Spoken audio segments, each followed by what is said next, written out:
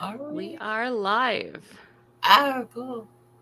All right. Thank you, everyone, for your patience. We're just running a few minutes late and super excited to have all of you fine folks here. My name is Kate. You probably know me, if you know me, as the Lavender Librarian. That's what I blog as. And I'm so autistic, I didn't even realize that it was a really good autistic queer name. I just really like lavender a lot. It smells super nice. And it's a pretty color. Purple's my favorite color. So that's how we're here. Um, and we are here with the lovely and talented and living the dream, Tiffany Hammond of Fidgets and Fries. That's like amazing. Like, yeah, you're so kind. No, Tiffany's great. I mean, I am so excited about her book, You Have No Idea, Friends. Like, I was like dying for any autistic picture book that wasn't just like, look at this kid. He sits by himself and doesn't have any friends. He's definitely a boy, and he's almost definitely also a white boy, and he's almost definitely also upper middle class, and all these things that we associate with autism. And then Tiffany's book comes out, and not only is it for once written by an actually autistic person instead of an allistic person, allistic just means not autistic. Um, but Tiffany's beautiful book features multiple experiences of autism in the same book. It just makes me so excited that it's out there. I think it's going to change lives. So I'm like that excited. I'm not even exaggerating when I send you excited emails, Tiffy. I'm just like, your book is perfection. I'm so glad it's in the world. Yay. Almost in the world. Almost in the world. It's still for pre-order. If you haven't pre-ordered it yet, pre-orders are a really amazing way we can support authors. But if that's not in your budget, we understand, especially among disabled groups and autistic groups, that not everybody has the financial resources to buy books, especially if you don't have children in your life that you're buying them for. Recommend that your library buy them. Recommend that your children's school buys them. If you have the opposite problem and you have a bit of money you might spend, but you don't have children in your life, great brand new picture books like these make wonderful donations to women's shelters and to schools. Libraries don't tend to need book donations.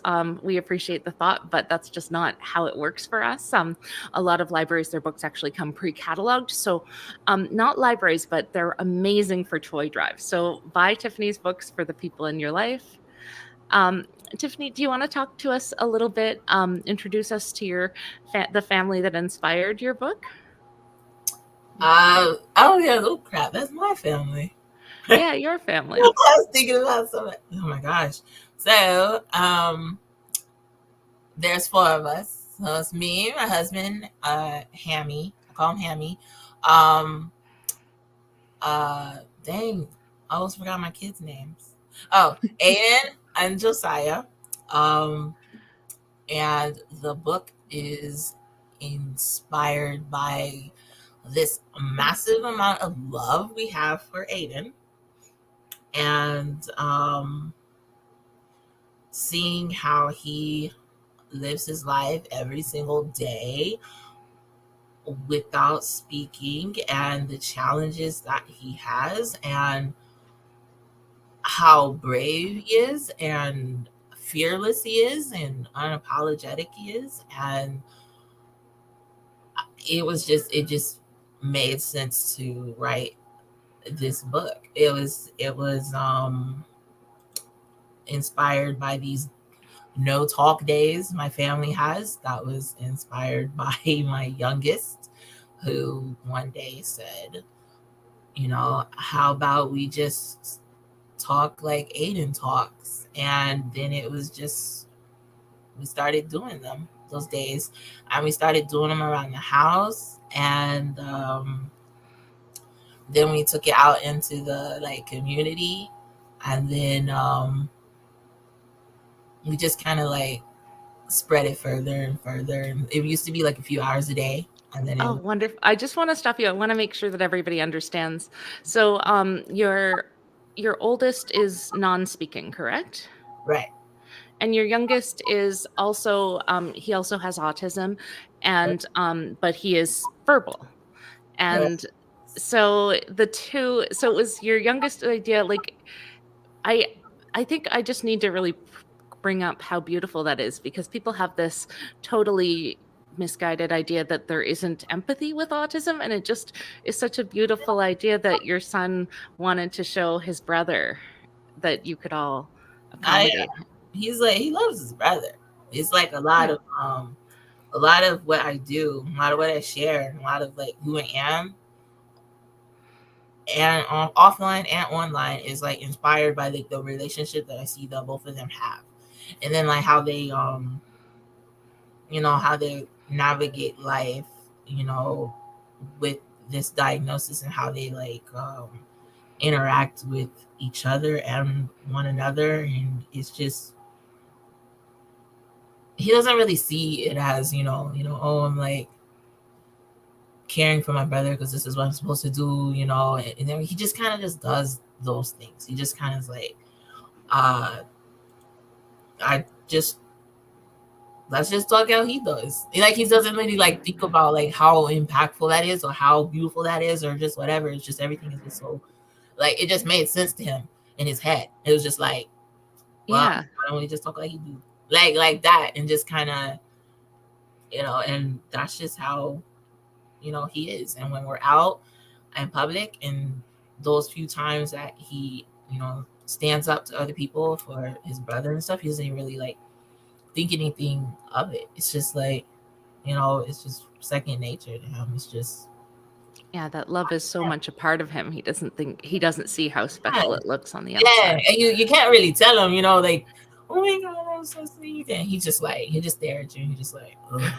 He's like, "Whatever, what else would I do for my brother? I love him." Like, whatever, nothing. I'm just Oh, like, I love that. and so it's just, everything that I do is largely based on like what I see in them and like the relationship that they have. And that's kind of like what I built the foundation of like my entire platform on. It's just like seeing these two individuals in with the same diagnosis but affected in different ways, and they still can be together. They still can work together. They still can interact with one another. They still can do like all these things together. And then you come online and you don't really see that. And so you're just like, man, I want a community that is like, reflective of what I see in them. And then that would be like, worthy of their membership. I want them to grow up and have a space that I didn't have when I was growing up. So like, Yeah. I grew up and there was no autism community. Autism was there. We just like really didn't have like this like community. There was no neurodiversity. There was no anything. When I was diagnosed, it was like, nothing. And so I was excited when I found, like online community, and then it like disappointed me, because then it wasn't really like community. It was a lot of fighting, and it was a lot of like, That's been disappointing for me too. Like, we're all on the same team. We're all autistic. We all, and just because your son's like, they use terminology a little differently than some people. And I really respect that they have a right to call themselves um kids with autism instead of autistic and that kind of thing. And just to have, I mean, I have to say, one of the things I really love about your story and your family story is that there's three of you who are autistic, and each of you has a completely different perspective. oh yeah, it's all different. It's my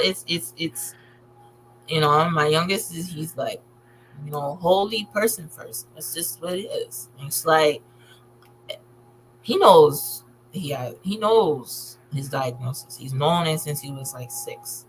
It's not gonna change. He's not gonna it's not gonna go away because he wants to be known by name first. It's still there. It's still with him. He knows it influences a lot of you know, who he is and his interests and what he sees and how he sees the world and everything. But there's a lot of other things that influence who he is and how he sees the world, and that's just the space that he's in right now, you know. And that might change when he's older. I don't know, you know, but it also might not change. Who knows?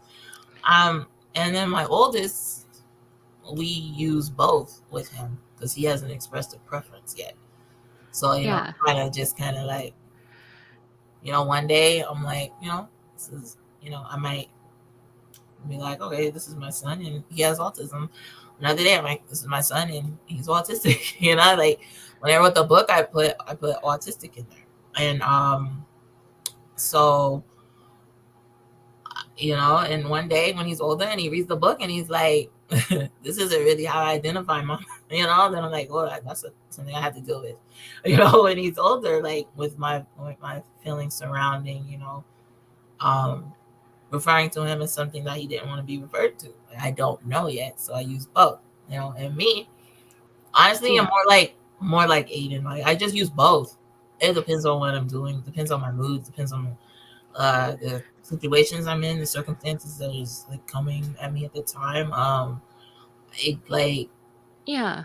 Well, just I mean, you and I, it sounds like we use the language a little bit differently, and we're oh, maybe more similar too, because I tend to use that I'm autistic rather than with autism because I think it's because for someone like me, like you disclosed that you were diagnosed at 18, correct?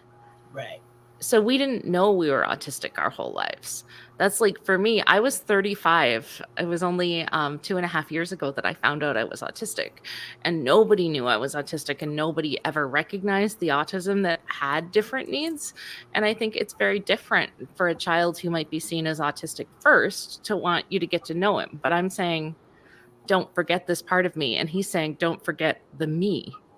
Don't forget that he's a person before he's autistic. right. He's treated as a lot of things. There's a lot of like he's almost looked at as like a project or like a case study, you know, Oh, and that just like, you know, what you do with that. And you know, and he's old enough to figure out, you know, who he wants to be and how he wants to see himself, and he remembers, you know, a lot of the situations and the things he's been in that shape how he sees who he is. And I just sit back and I respect that, and I you know, I'm like, this is how you see yourself. I'm not gonna that's a touch beautiful approach to parenting, I think, in general, autistic or not, you're just discovering who your children are over yeah, time. that's where he is, you know. That's you know where he's, you know, at in life right now. A lot of things, Yeah. you know, and sometimes that's where I'm at. Like it's so, it's a lot. Like especially when you advocate online, and it's like when I first started online, it was just I wanted to connect with like other parents because I was wanting to see how they could help me like navigate like school systems and services and all of that. So like when I first jumped online, it was just like an account that was just like mostly for kids, and Mm. then I couldn't really like relate to like adults that, you know, weren't autistic. I didn't really like fit in too well with them. So it's just I felt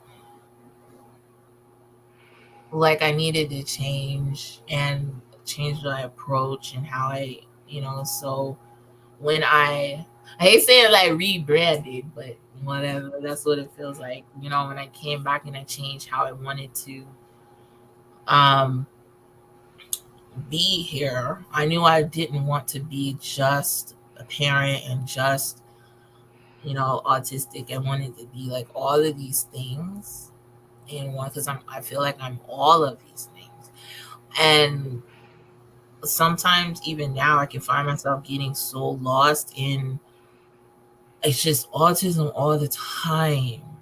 It's like, especially online, it's just like all the time. I'm tired. Like I'm tired. Like I just want to share some funny stuff, like pets and like, you know, some weird and wonky stuff that's just about nothing. Or just like a weird, I just want, sometimes one day I wanted to just post like a picture of a box. Like, this box is shaped so god doggone weird. I just want to post this box and just not feel like I needed to explain why the box was there and why my mind went to this shape and why it went to this, and then not have the, like, you know, comments be like, yeah, this is about, like, you know, in my autistic self and all. No, I just wanted to show a box because it looked cool, you know. And but you just feel like you are just autism all the time. And it was like, it would burn me out. And it was like, and the more that I was present here, the more I was beginning to see where my son was coming from. And it Yeah, was, and you're not the only one that's saying, you know, we need a break sometimes. We're more than our autism. We're whole people. We're just, you know, I feel like I need an autism font sometimes so that people know yeah, that's the perspective I'm coming from, but not that it's that the would be whole thing any of us are doing with our lives. that would be cool. Like an autism phone. It just, you know, it comes on like, yeah, then Yeah. not really using it, you know, like use the other fonts. And then, you know. And then, like, yeah. That's what I wanna do sometimes. But then I realized that in real life I'm not completely and wholly like centered in autism too. And so that's like the direction that I was going, and I'm like heading with the last like 4 or 5 months of like the posts that I've been like trying to share and stuff. It's just like I want to be seen as like this whole person. And then I feel like a lot of people are trying to like put me in like this box, like push me into this like space that I don't really want to like be in. I want to be like everything. And just because I feel like I want to be mom today doesn't mean that I'm less autistic. It's still there. But I just Yeah. want to center myself in this. Or I want to be, you know, a writer today. I want to be an artist today. I want to be, you know, it's like I just want to be centered in like all the things that I feel make me me. And I don't want to feel like I have to be fully and wholly like defined by the diagnoses that I have. And that's what I feel like I am sometimes when I come here and I come online, and I'm just like, wow. You know, it's like, And you know, I have to say, part of the problem, maybe people like me, baby autistics, who've only figured out this was our community like 15 minutes ago. So my partner calls me a baby gay too. It's a problem. I've just, you know, so new to figuring myself out that I foreground some things that I think will naturally recess and become, like, you've known you were autistic your whole adult life, and you've, you know, I think you are. I've told people that you are like the advanced course on autism. Some of the other stuff we've done, it's like, you know, we're giving you the basics, but with you, you've got so many perspectives and such a breadth. And I want to share that we've been getting some really lovely comments. So I love the idea of this conversation is nourishing. Um, I like that. It's fair. yeah, I feel that your posts are so great, and you know some of the stuff you write about is really universal. I was thinking of your haikus that were so popular for a bit there. I love me a haiku. Like, honestly, I love it. I love it. I love it. I think that one of the things that make that I feel like makes my account work is that I feel like I'm not telling y'all anything y'all don't know. Like, you know, maybe if it's like, you know, race related, then y'all might not know that stuff.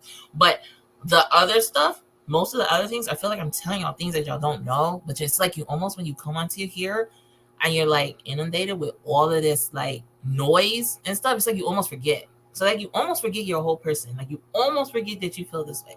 And you almost forget that you are not just autistic. And you almost forget, like, I'm just here to remind you of those things and help you understand that you really are this, you really are that. And almost every post that I share is either inspired by my own life or inspired by the comments and the messages that I get from other people. And I just find a situation in my life, see how I can frame it into a story, and then I'll push it right back out there and I give it to you. And it's like, so it's reading all the messages from people in this community who are like scared to talk, like scared to speak up, scared to say any of the feelings that they have because they don't want to be attacked, talk too crazy, like not talk too crazy, but talk to in a way that they don't deserve. And they're scared to share those things. And I take all of that and I'm like, oh, I got a situation for that. I have a story for that. I have a theme for that. And then I try and put it in a way, and then I push it out. And I'm you like, are an amazing storyteller. I'm not the only one thinking that as you say that, because Gamer Gomez is saying it gets them in the gut every time. And it's just, yeah, I was like, your feed, your posts pop up in my feed a lot because I'm always like needing to read the whole thing. They're so great. yeah, that's one. Yeah. Just like I was trying to like figure out what I wanted to say, and then I was like, and then I could see the comments over here, so I'm like, oh crap, I can see comments. So like I was kind of like reading those, I was getting like distracted. So I was like, yeah. Other thing is a good point about, like, I was diagnosed when I was 18, and then suspected when I was like 6. Okay, so they had an idea maybe. Oh yeah, that was before that. Before. It was like 15-ish, or give or take a year or so. And so like up until then, I did have like challenges and things like that, and we were trying to figure out, we being like my parents, and so trying to figure out like what was going on and everything. But but when I was diagnosed at a time where it's just like you didn't really like hear that. You didn't hear autism, you didn't hear Asperger's, which is what I was diagnosed with, and I didn't really hear that stuff. So then you're like, and then you grow up in a community where you don't want to have any diagnosis that has anything to do with your head, and or any diagnosis at all, but definitely nothing that has to do with your brain. And so it's like I hid that for like a long time. So like the only people I knew was like my husband and my grandma, and that was it. And then when I made friends, then I would eventually like tell them. So like I spent like a large chunk of that life knowing something, but not really like fully like living in that truth. And then my son's diagnosed, my oldest, and then so you have a little bit more, and you're like, well, maybe there's a little bit more. There's a little bit like truth to this. Okay. Then my youngest, and then you're still not trying to like center yourself fully and wholly in that, and then pretty much still hiding all the way until probably about 3 years ago. And that's when it's just like more, I'll talk about it more. And that's when the first time I would, say, hey, there's this. Some of my Facebook friends knew. Some of the people I've met in the beginning of my advocacy here knew. Some pointed it out and called me out and knew. And, so it's interesting because it's like, I don't know if I went like, I don't know what I would have identified as if I would have. I just shared the post we were talking about before we went live about how you're only autistic online, like it's a different experience. I don't think we need to read the whole thing because you're doing such a great job here. But yeah, you have such an interesting experience of autism to me. Like I think that, the more people we bring on and talk to, you see that the autistic experience is as varied as any other experience, Yeah, I feel like it is. I feel like it is. When you come on here, we feel like it has to be the same. Like we all have to be the same. We all have to have the same interests, the same preferences, the same thoughts, the same advocacy, the same beings, the same fight for the same things, the same, and I'm just like, See, I never thought of that. That's a really good perspective. So you feel like the autism communities can be kind of limiting because they yeah, have like one idea of how we're all supposed to talk about autism when our experiences are so different. yeah. I feel like how can we advocate for other people if we come at it from just a perspective of self? Like if we're just using our own lens to apply to everyone else. So like I do my own thing. Like I have my own self advocacy things that I do for myself. I do it constantly and I do it every day. And that never shuts off. It's like all the way there. It's like I know what I need. I know exactly what it is that I want and what I need, and that's the stuff that I'm going to go for. That's the stuff that I'm going to fight for. The stuff they're going to need. But then I look at my son, probably doesn't need half the stuff that I need, or a portion of it. He needs something completely different. He needs something way different. And so I have to figure out how to get him the things that he needs, that he requires. It's not through my lens. It's not through my perspectives. It's not through my, through who I am. He requires something differently. So when I come on here and I'm like, I see all these people and they're fighting for things that they're probably good for them, but it's not good for me. And it's not good for my son. And it's not for him. Like, this isn't exactly what it is that I need, or exactly what it is that we will require to access the things that you're talking about. And so to diverge from that thinking and that things, and then that was very, in the beginning when I started to do that, it was very difficult because not everybody, a whole lot of people though, they branded me as dangerous and harmful and like all kinds of stuff. And it was just like, wow, and it's just like all I was doing was sharing who I am and who my children are in this diagnosis and the things that they face and the things that they would need for our lives to be different. And so when I'm sitting here and the day, I want to say there's so many hard days in my life that I was trying to like figure out the best one to pick. I don't want to say best because none of them are good. The day that my son had a gun pulled on him for going for an iPad. So where's, like, I don't know how you respond to that outside of what I did after that happened. Was I wanted to find a way to keep that from happening, right? I wanted to find a way to, because he didn't know what was going on. He's jumping, he's flapping, he sees what's going on, and then he's pulling out. I'm kind of going to answer that one at the same time I'm doing Yeah, no worries. I'm just giving them up there because they're so great.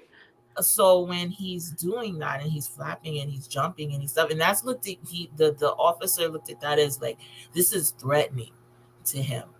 When I'm sitting there and he's used to using this device he has on a strap behind his back, and he's going to pull for it to use it, that was seen as an even bigger thing. So, and I'm sitting here, how do I teach my son, who is not aware that he is going to be perceived as this threat before he even executes a behavior, right? This officer was invited into our lives because someone felt that the sounds that my son made were animalistic and dangerous. So just for being who he is and how he looks was perceived as a danger to him. And so me as a parent, and then if you go into any other type of Black autism groups or any other BIPOC groups, they have stories that are so similar to mine. And we're sitting here and we're like, how do we protect our children from these situations? And so that's why a lot of parents are doing in our communities are doing things such as an ABA or something that's going to help with like their behavior or to modify their behavior or to change it in a way that keeps them from being hurt and harmed and things like that. So then when I came out and I'm talking about it around that time that it happened, and I'm like, I have to try and help him to not do these behaviors and stuff, and then I'm attacked because the people assumed that it meant I was putting my son in ABA, and that's harmful and that's dangerous. And I said, what do you want me to do then? What do you expect me to do? Because y'all are not attempting to address the cop. And that's what I'm saying. Like, are you going to address the cop, or are you going to try and change the behavior so that your child is not shot by the cop? Because I don't know how to change the cop. So I have to try to change something that my son is doing so that he's not shot. And that is where we're faced at. So when I'm looking at them, I'm like, what are we going to do to attach to the systems that are keeping so many of us at a disadvantage? Can we address those so that my son isn't, I don't have to do those things that suck for me? And so that's what I mean by I want to address the systems and the mindsets that breed these types of, behaviors towards us. I want to have others understand that a lot of times choice isn't as readily available to us as it is to others. And even if there were multiple choices, they aren't always good. So like my life has been like this long series of like bad and not as bad paradigms. So you're like kind of stuck trying to choose what's good ish and what isn't. And then you come on here and they're like, you're abusing your son. And I'm just like, is it any more abusive than him almost being shot? I don't know those things. And then my youngest, who had a meltdown at school, and they called the police, and the police just threatened to arrest him. He was 9, put him in handcuffs. Say, we're gonna put you in the cop car. And it's just like you don't know what to do. And then knowing that you went up to that school the week before and you saw another child have a similar type of meltdown and the result was different. Like they didn't call the cops on him and they didn't threaten to arrest him. And they didn't, and you're just sitting here and just like, what do I do in those situations? I don't know. I mean, I don't know the answer. And that's why I'm on here, like, write stories, sharing things, telling like different perspectives, trying to come up with like what would be the right answer to the right things and stuff. Because you're sitting there, and I grew up in a household and then within a culture that you have to do what you can to survive the climate that you're in. You have to do what you can to mitigate the harm that will eventually come to you. Like they're not teaching us that we might encounter harm. No, they're teaching us that we are going to get it. It's gonna come. And so they're teaching us how to not have it as bad. And I'm not even gonna lie, that's just, I mean, crap, I guess. That stuff sucks. And it doesn't feel good. So when you're sitting here and you're going against, you have to learn things that go against what you feel and what you feel like your nature is, and what doesn't feel good to you, but you have to learn it because it's gonna help you later. That's the stuff that sucks. So when I was in an ABA program, and we didn't learn anything much more different than what I was learning from my mama and my grandmama, and none of it felt good. But I'd be lying to you if I said it didn't save my life like a gazillion times over. And so when I'm trying to figure out the best way to frame that, to word that, to say, gosh, this stuff sucks. It hurts so bad. The stuff that we have to learn and the stuff that we have to learn to do. Sit up straight, talk right, don't slouch, don't wear this, talk like this, change like this, don't go over there, don't fidget, don't put your hands in your pockets, take your hands out your pockets, look at the officer when they're talking to you, don't stand this way. You know, don't sudden moves, no sudden moves, sit like this. Don't like all day. You're 5. You're like, why am I learning this at 5? Don't move. When they come over here, don't talk like this. Talk like this. You know, and well, don't talk at all. Don't look over here. Don't, you know, it's just like, don't jump. Don't bounce. You know, don't do that with your fingers. Don't, like, and it's just a lot of things you have to try and learn. Why, you know, you're listening to your parents. Why is my mom talking like this right now? She's talking different. Why is she talking like this? Why is she talking like this to this person? You know, why is my grandma, strongest person I ever met in my entire life ever, would never let nobody talk no kind of way to her? Why is she sitting here and she's swallowing all of this stuff this person is saying to her? Why is she taking it? And why does she look tired? Why is her eyes filled with tears? Why is she taking it? And why is she not saying nothing? And so it's a lot of things that we learn, and we learn it early, and it didn't differ that much from what I was doing in ABA. And then when I come on here, and then everybody's like, y'all are abusive, y'all are this, and you feel like it's cutting at the heart of who your parents were. And it always feels like an attack on who they are and who they taught you to be. And then at the same time, you have to try and understand it from who you are as a person who has this diagnosis. So you feel like, dang, it sucks on this side and it sucks on this side. And my parents did the best that they could, and my grandparents did the best that they could. And I just want to try to get people to understand that it's far more complex than, you know, calling everybody abusive and removing something that honestly is helping a lot of people not get hurt. And it's not just about being hurt within that, it's about being hurt outside of that. And then also trying to get them to understand that in a compliant-based society, ABA principles are everywhere. Like, they're freaking everywhere. Like, it's in everything. It's in schools. Are we gonna get rid of schools? Like, is that what we're doing? Like, it's in schools. It was in my son, every single speech therapy my son was in, it was there. It's in his OT. It was even in his physical therapy.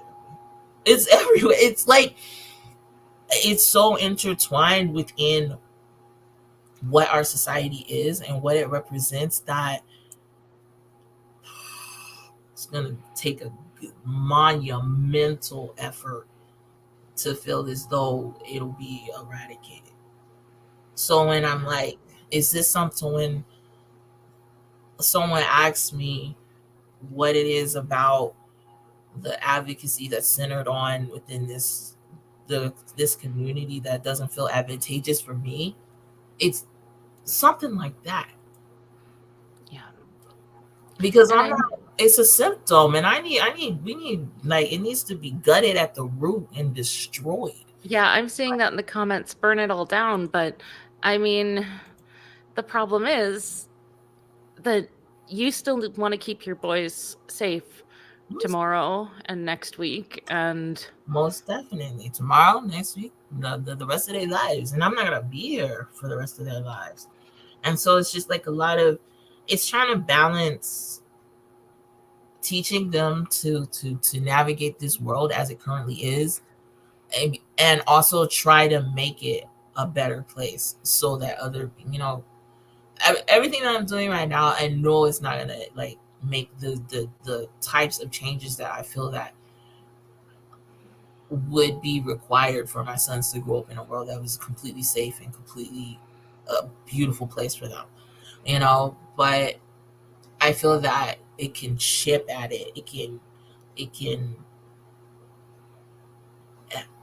eventually like get to that place. You know, like my goal is to reach that one person that's going to change this entire Well, shebang. and I You really think know? I'd like to talk a little bit about, I mean, we're running low on time, so I want to make sure we get to talk about how beautiful your book is real quick. There I were do too.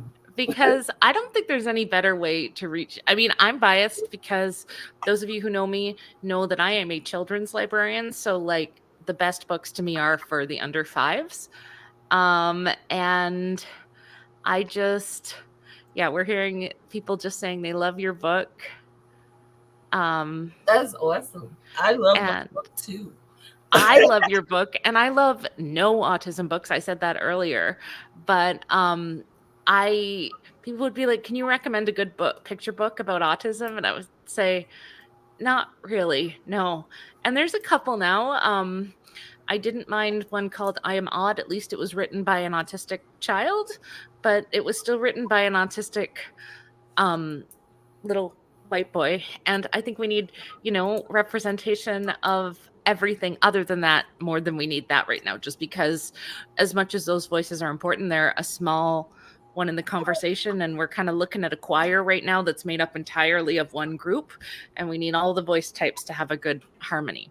So, what I like about your book is that it centers the Black experience, obviously, but also that you've got three different people that you know as well as anybody can know of another person with three totally different experiences of autism. So even outside knowing your three, one thing you know better than anybody else is that no two autistic people are the same. Right. Most definitely. So you're not going to like push this idea that, you can tell somebody's autistic because they really, really like model trains. It's going to be something a little more nuanced than that. Oh yeah. Yeah. There's a lot of ways I could have took this book. And it was like probably the hardest thing I ever wrote, like ever. And it was just like, but I wanted to do it. I felt like I wanted to like show a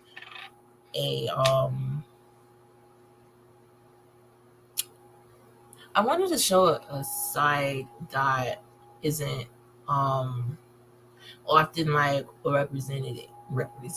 Oy. Was that how you say that? No, it's not. But y'all knew what I was trying to say. But I was like trying to like have a um I wanted to highlight, those like my son and the challenges and things that he has. And then I wanted I wanted this book to do so many things with 600 words. And that was like the hardest thing for me to do. And so that's why I have like the most awesome publisher ever. And You so really do. it was like trying to like, I wanted it to be like have all these touches of like my family in there. So like, my husband's in there. Well, the character based Yeah. on my husband is in there. And the entire book was inspired by, JoJo and his ideas of the no talking days and stuff. And then I wanted to have all these little parts of like Aiden in there. So I wanted it to like be sing-songy and poetic and rhyme a little, and because it's like a song and like Aiden loves songs and music, and so like that was like a little nod to him there. And I wanted it to show like how a day is for, us and him. And we go to a park and we, encounter some people that aren't that nice. And they explain, talking through the iPad. And I also wanted it to be like a call to action and maybe like inspire other people to want to have days like this.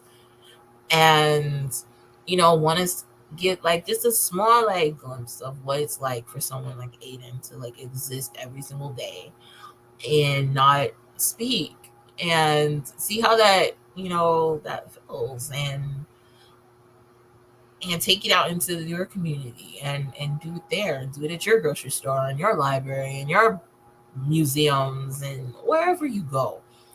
And I wanted to, and also to like entertain the littles, you know, the pretty pictures and you know, just Well, and it's not just the littles. I always have this idea that people adults. that that picture books are just for really young kids. But let's be honest, they're not kids that are reading yet. So these kids, every time you read these books that open up the world, you're opening up the world maybe to a grandparent who hasn't been exposed to a new idea in a really long time, and maybe, you know, maybe aunts and uncles and all these relatives are going to be reading these books to the kids. And these are not, I don't think they're going to read your book once. It rhymes, it's fun, they're going to read it over and over. So this is a book that's going to get really into little brains and also big brains, and I just love that. And like the bookshelf, like this is like a step forward for children's lit. I truly believe that, because there's something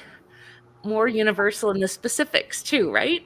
If we're just talking about autism and it's like a kid who's awkward at school, we're really othering that kid, but we're not. We're centering finally a book, a picture book about autism that centers the autistic experience by making it more specific than, you know, because it's specifically a day in this child's life.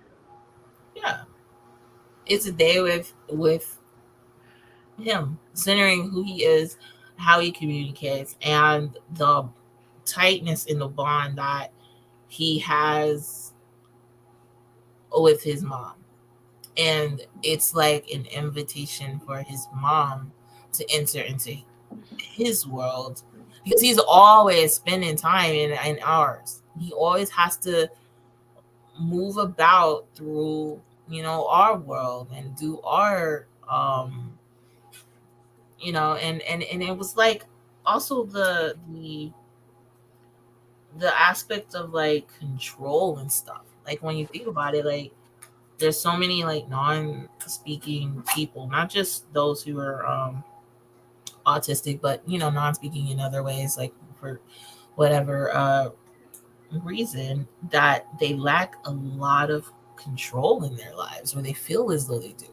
You know, they're, you know, what to eat, where to go, what to do, what to choose on Yeah. their boards. Like even when you're like, when my son was first learning to use the iPad, like, or any um picture system or any kind, it was, they only gave him like an option of like three things to choose from, and they were the things that they chose. You know, so it's just Yeah.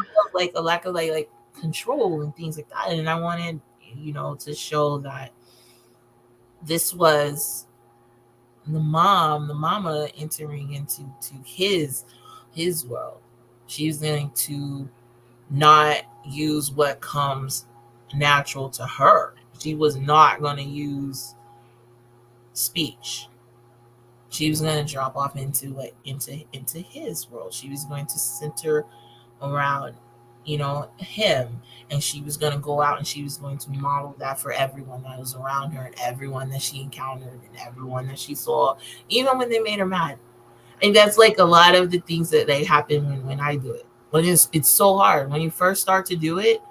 And I hope that a lot of people, when they read the book, that they do try to do this. And I wish I could just like put a thing there. It's so freaking hard, because people, you learn. There's a lot of kind people out there that are, you know, understanding. So I won't say that. Well, and if you want to do an interview with us, not to ask you on camera, for storytimesolidarity.com, and you have worksheets for that kind of thing, we can upload those and, you know, suggest some extension activities for the book. I would love to do those types of things. I think that we're gonna try to do something like that with schools too, like with some of the schools, like with some like ways that classrooms can engage in their own you know, days with no words and things like that. It's just it's really hard. And Even an hour with no words sounds like a challenge for a lot of classrooms. it was a definite challenge for me. Like the first few times I did it, like 30 minutes, it was just like you meet someone who's like rude and doesn't understand, and the first thing you want to do is give them all the cuss words in all the different ways you could give it to them, and you can't, Yeah. and you're like, this is what my son feels sometimes, like this frustration, this thing that's like building up, and that makes you see things like so differently. Like when you feel that frustration and you feel that that anger and that thing, and you're just trying, I'm so angry that I can't even push the buttons, I'm shaking, and Yeah. I and it's just like that was just a tiny bit of what he might go through. And that's what I wanted to try to get other readers and their parents and their grandparents and their teachers and whoever's reading to them to want to try and engage in that and do that and see how that. And I mean, you think of how difficult communication is for all autistic people, but especially those who can't speak with words, right?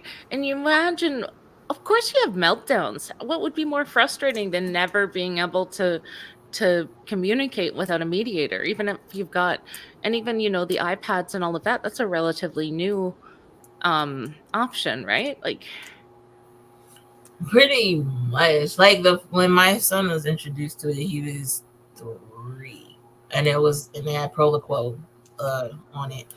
Because I think Proloquo is like the first app okay. for communication that was used like as an app. I still think like Dynavox and stuff was around. Like my son tried the Dynavox box as well before, Mhm. but yeah, it's just, and those devices are like considered, they're cheaper now, to get the iPad and Mhm. to get the app with it. Um, I mean, cheaper, and they're not as expensive as the speech Yeah. dedicated device like a Dynavox, which can run you like Yeah. $8,000 or something. And Yeah. but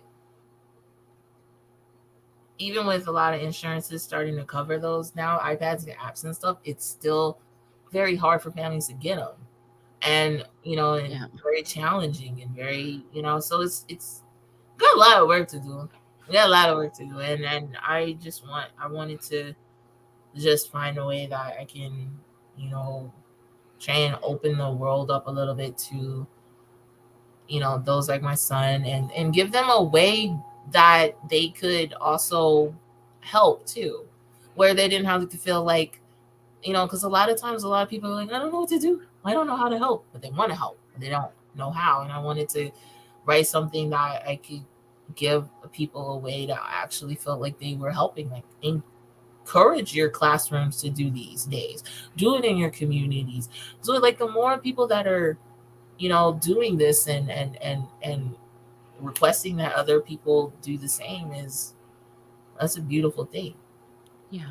So, Well, seriously, so I hear children's authors talk about, the bookshelf rule, and your book is going to enhance any bookshelf. So, um, I just, I'm really grateful that you put it into the world and that you've given us all a tool to build our empathy. yay. And yeah.